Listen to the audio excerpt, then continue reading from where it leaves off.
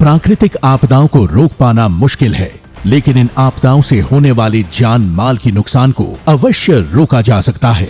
आपदा प्रबंधन का अप्रोच पहले के सरकारों में राहत केंद्रित रहा, लेकिन प्रधानमंत्री नरेंद्र मोदी ने इस नीति को बदलते हुए आपदा के लिए प्रोएक्टिव होने पर जोर दिया।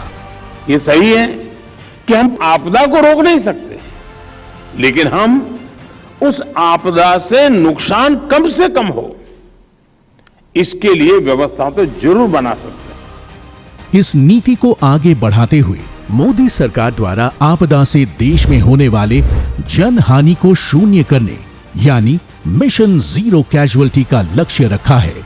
इस समग्र सोच का ही नतीजा है कि 140 किलोमीटर प्रति घंटे की रफ्तार वाले बिपरजॉय तूफान में एक भी जनहानि नहीं हुई। ओडिशा में आए तूफान फनी एवं बिपरजॉय तूफान का प्रबंधन पूरी दुनिया के लिए एक मिसाल है। इस ऐतिहासिक सफलता का बड़ा कारण अर्ली वार्निंग सिस्टम द्वारा मिले पूर्व सूचना और अनुमानित नुकसान को रोकने के लिए सक्रिय नीति और पूर्व तैयारी भी है।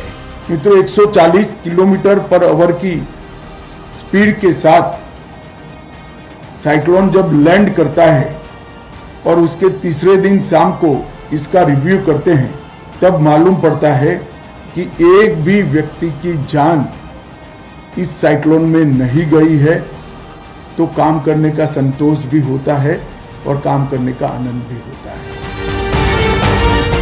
बिपरजॉय तूफान की जानकारी मिलने के साथ ही प्रधानमंत्री नरेंद्र मोदी ने केंद्र और राज्य सरकार की सभी संबंधित एजेंसियों के साथ मीटिंग कर राहत और बचाव की रूपरेखा तैयार की।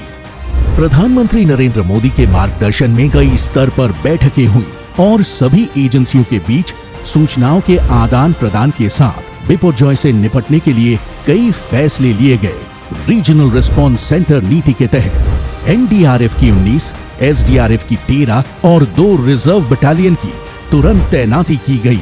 विनाशकारी बिपरजॉय से बचाव के लिए लगभग 1 लाख से अधिक लोगों को सुरक्षित स्थानों पर पहुंचाया गया।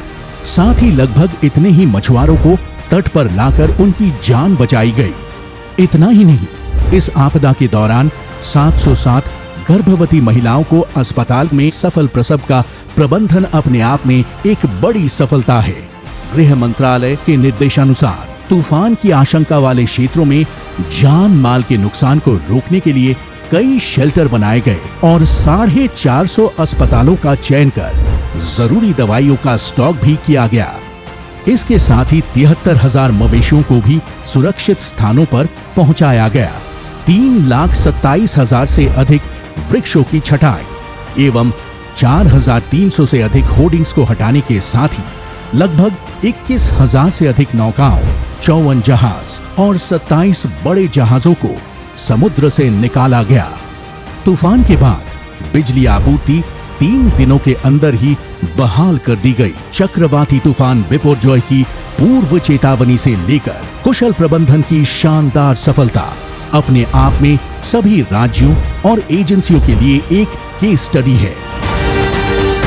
मोदी सरकार ने बिपरजॉय तूफान से सफलतापूर्वक निपटकर भारत को वैश्विक स्तर पर आपदा प्रबंधन में उच्च स्थान दिलवाया है।